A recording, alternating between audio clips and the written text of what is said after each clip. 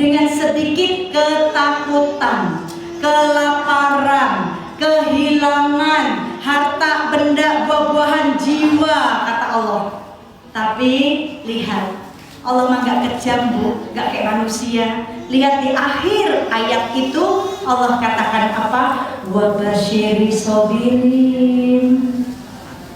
Kalau kamu sabar, akan aku kasih kabar yang menggembirakan hati itu. Allah mah baik, ya bu ya.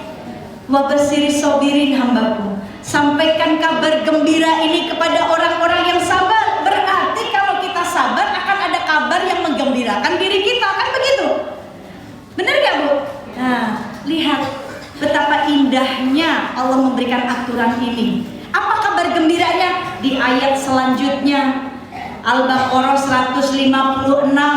Di situ Allah katakan ulaika alaihim sholawatu min rabbihim wa rahmah wa ulaika humul muflihun.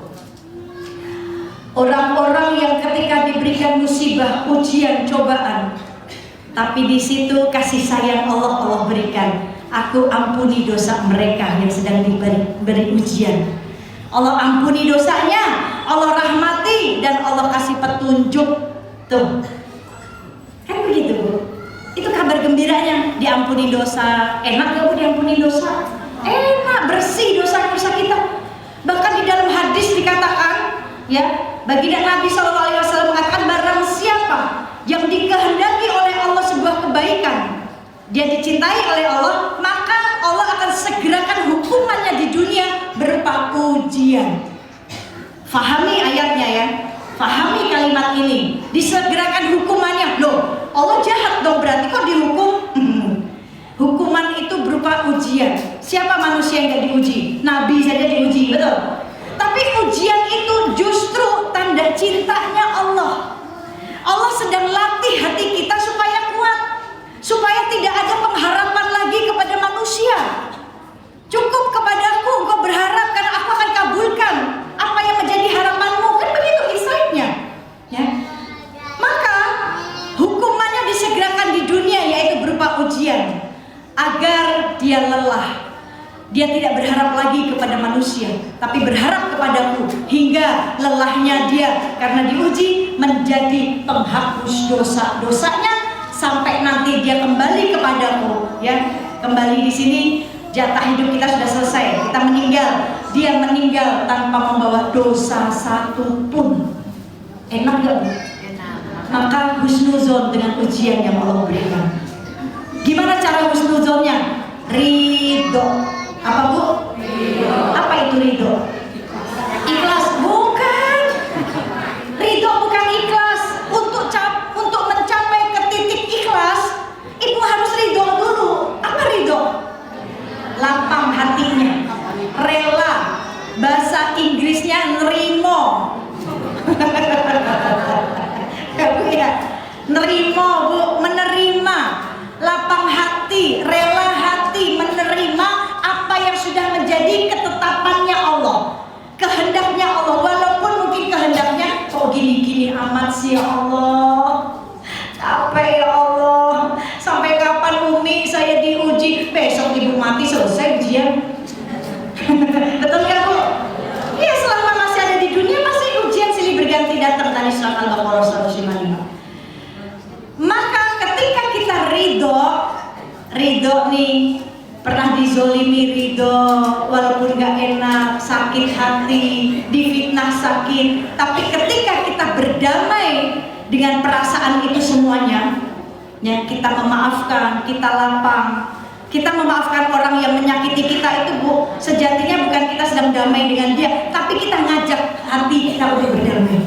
Kita pengen tenang hatinya, kita pengen Allah ridho. Kenapa? Karena hati pusat nadrohnya Allah, hati tempat Allah memandang.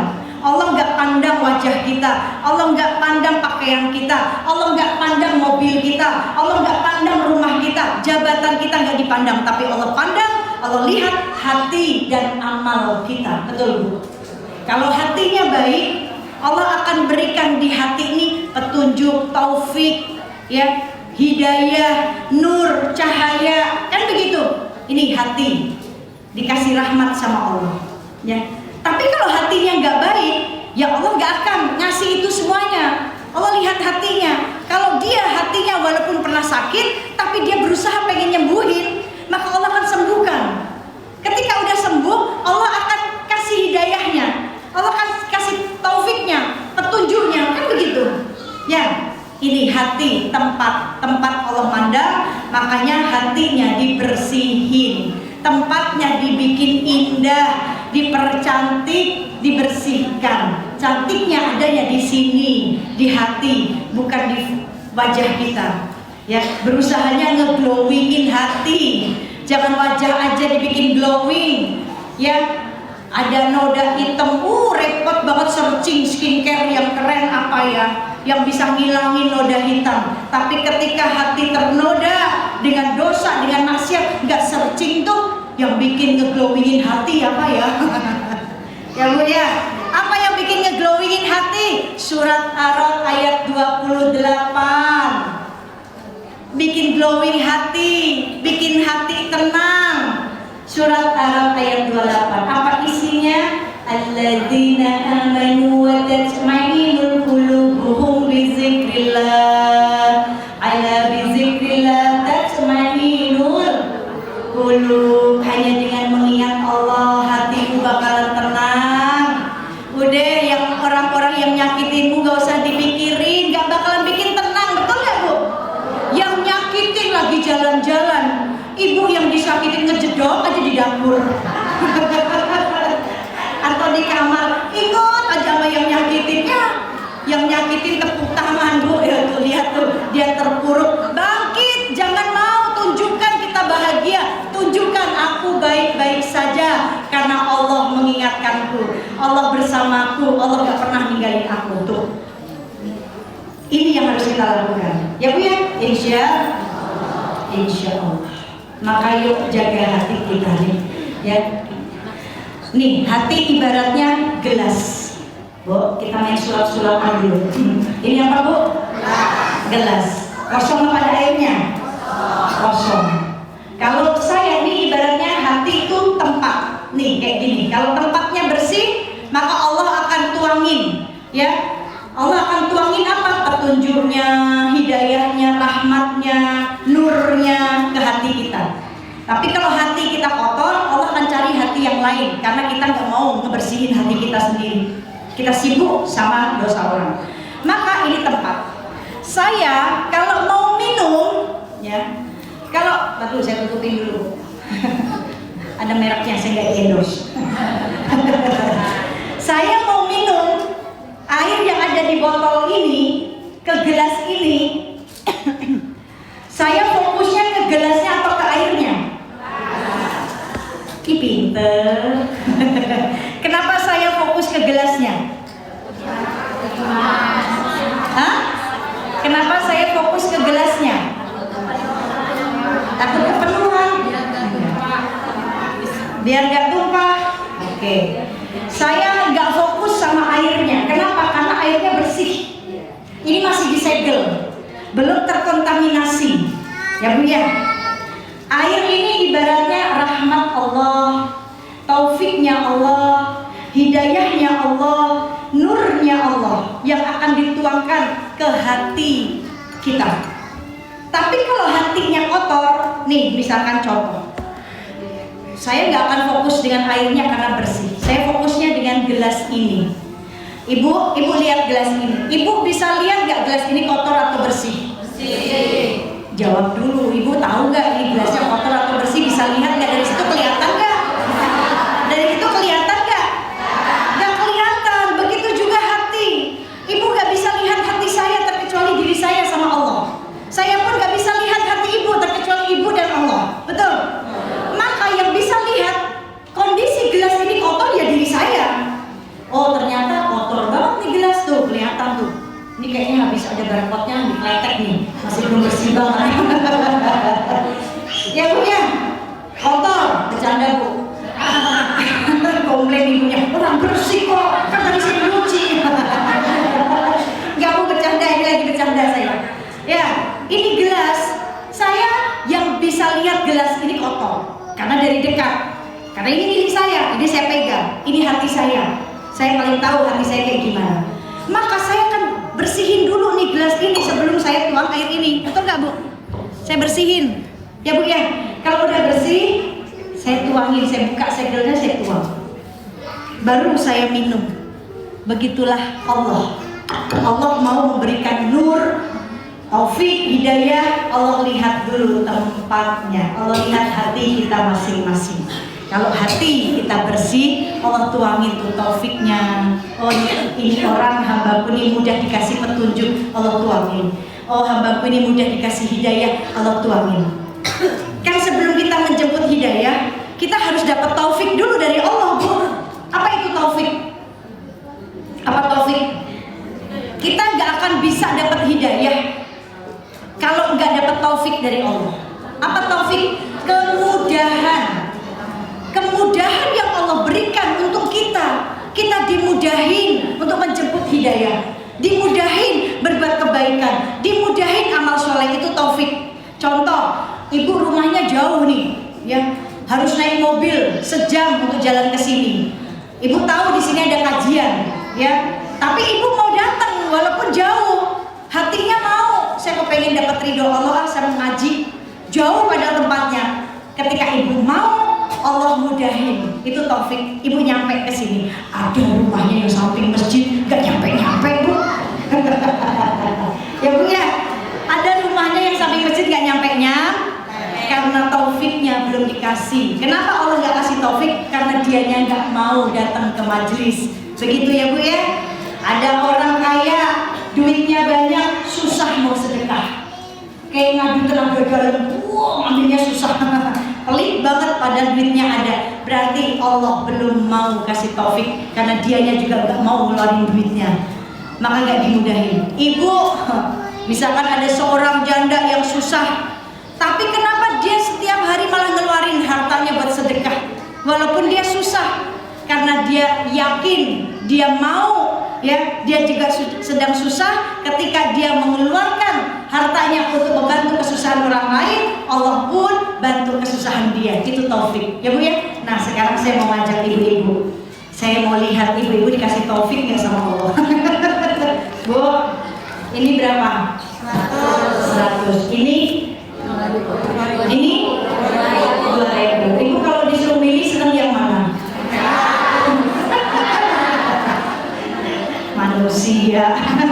Kalau ya senang warna merah, minta sama Allah rezekinya banyak, tapi sedekahnya 2.000.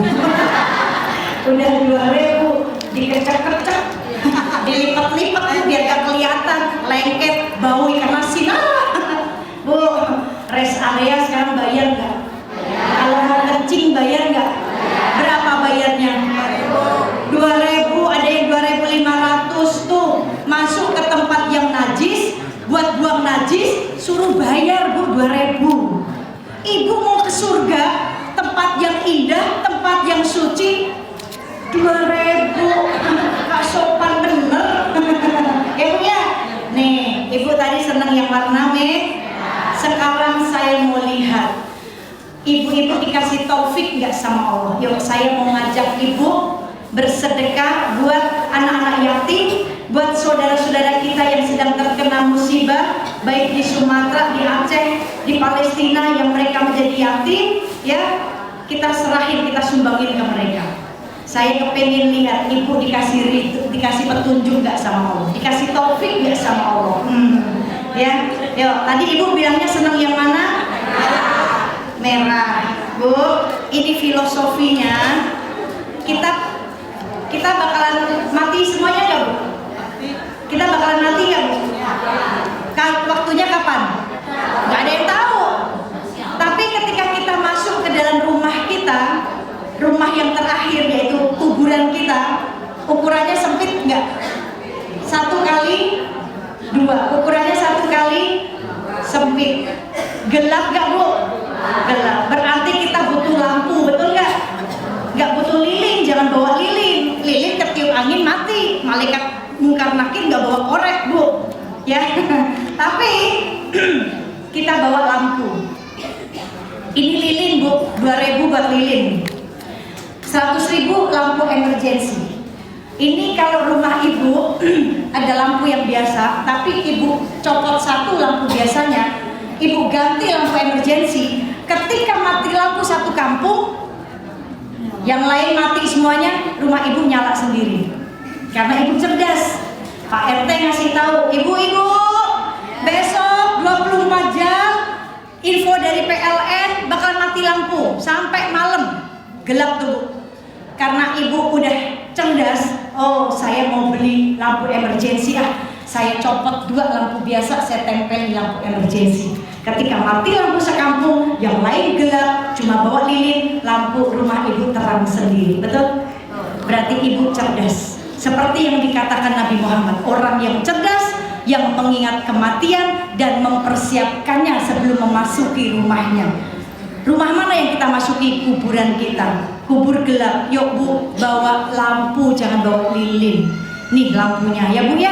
Ketika kita masuk, tetangga udah masuk duluan, lagi teriak-teriak terus. Rumah saya gelap, rumah saya sempit, gak ada anak saya, gak ada suami saya. Ibu yang baru jadi tetangganya nih, ya masuk ke kuburan. Kok terang banget sih? Kok yang sebelah teriak-teriak kegelapan? Kok lapang banget saya sampai bisa guling-gulingan? Oh, karena ibu sudah mempersiapkannya terlebih dahulu. Ya bu ya. Nabi Muhammad mengatakan orang yang cerdas, yang mengingat mati dan mempersiapkannya. Orang yang sudah mati, yang berada di alam kubur, kata Nabi Muhammad, kapal mereka sedang tenggelam dan mereka sedang minta tolong.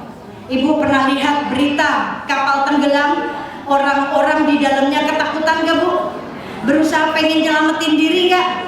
Berusaha pengen keluar gak dari kapal itu? Loncat, kan begitu? Begitulah keadaan orang-orang yang sudah berada di alam kubur. Kapal mereka sedang tenggelam dan mereka sedang minta tolong. Siapa yang bisa nolongin? Apakah anak? Kalau anak ingat, kalau anak lupa ngedoain. Apakah suami? Kalau suami ingat, kalau suami lupa. Tetapi yang bisa nolongin adalah amal solehnya sendiri. Ya bu ya, yuk kita beramal soleh hari ini. Ibu angkat sekarang, buka dompetnya, ambil yang warna merah. Tahu nggak bu? Kan tadi ibu saya tanya senang yang abu-abu atau yang merah? Ibu jawab merah. Sekarang ibu angkat dompetnya, buka dompetnya, ambil warna merah. Yuk. Sambil saya kasih doa yang diberikan Nabi Muhammad kepada putrinya, putri Rasulullah Sayyidah Fatimah juga pernah mengalami kesulitan ekonomi bu. Bahkan 1 minggu tungku di rumah putrinya Rasulullah itu gak nyala. Dalam arti gak masak, 1 minggu gak masak karena gak ada bahan yang dimasak. Hingga anak-anak beliau menangis kelaparan. Maka beliau Fatimah mendatangi ayahnya Rasulullah untuk minta tolong. Kalau ada makanan, tapi Rasulullah malah memberikan doa yang luar biasa. Doa ini doa pembuka. Ya bu ya, yuk kita baca doa ini. Sebelum saya bacain doa ini, ibu angkat dulu proposalnya. Ini proposal kita. Ibu punya hajat gak? Punya hajat gak? Banyak? Nih, pancing sama proposal kita. Kita lagi ngajuin proposal ke Allah. Hajatnya di dalam proposal itu kita tulis, ya Allah saya punya hutang, saya pengen hutang saya lunas. Itu hajat kita ya bu, masukin ke proposal itu. Ya Allah saya pengen umroh, pengen pergi haji. Masukin ke proposal itu. Ya Allah saya kepengen anak saya soleh-solehah, suami saya soleh, banyak rezekinya. Masukin ke proposal itu. Ya Allah saya kepengen mati husnul khotimah, masukin ke proposal itu. Ya ini proposalnya kita. Yuk sok ambil proposalnya masing-masing. Sok cepetan sebelum saya doa, saya nggak mau kalau ibu belum ambil proposalnya. Udah angkat tangan sekarang, tunjukin ke Allah. Ya Allah, bu jangan digenggam, Allah nggak tahu nanti. Buka. Ya Allah, yang 2.000 saya nggak mau doain. Mau ke surga 2.000, hajatnya banyak, mancingan 2.000, piye tobo. Kasih nih proposal. Mau yang merah, biru, ambil. Selain warna merah biru jangan diangkat. Mau abu-abu, hijau, coklat. Kalau mau coklat gak apa-apa, asal 10. Ya, yuk angkat tangannya semuanya. Ya Bu, yuk angkat tangan sambil baca doa. Yuk angkat tangannya semua. Kasih lihat, ya Allah ini proposal saya ya Allah. Ya, yuk baca doanya ya Bu ya. Kita baca bareng-bareng doa Nabi yang diberikan kepada Sayyidah Fatimah. Bismillahirrahmanirrahim. Uangnya taruh dulu, tangannya diangkat ke atas. Mau minta sama Allah jangan males, tangannya ditaruh di paha, gak sopan. Ya Bu ya, kata Allah ya, ente pengen dikasih tapi ngangkat tangan aja males. Ibu anak kita kalau minta jajan, dia nyodorin nggak duit tangannya buat minta duit ke kita? Ya ini kita lagi minta sama Allah, jangan ditaruh di paha. Kebiasaan baca Fatihah, tangannya ditaruh di paha. Angkat Bu, suami saya tuh kalau doa, tangannya sampai tinggi Bu, begini. Dia tangannya tinggiin, dibuka begini. Karena inilah Allah tiupkan rahmatnya di sini, di telapak tangan kita. Supaya Allah tahu, oh hambaku benar-benar minta kepadaku. Coba ibu minta doa, tangannya ditaruh di paha. Ya Allah Bu, kayaknya gak punya adab banget sama Allah. Ya, yuk kita baca bareng-bareng, angkat tangannya semuanya. Bismillahirrahmanirrahim. Ya awalal awalin wa ya akhirul akhirin, ya zal quwwatil matin wa ya rahimal masakin wa ya arhamar rahimin. Allahumma inna nas'aluka wa tawajjahu ilaika bin nabiyyika Muhammadin sallallahu alaihi wasallam, Nabi rahmah, ya Rasulullah, ya Nabi rahmah, ya Rasulullah, ya Nabi rahmah. Inni tawajjahtu bika ila rabbika hajatihi. Silakan ibu sampaikan hajatnya semuanya ke Allah. Sholli wa sallim, hajat semuanya.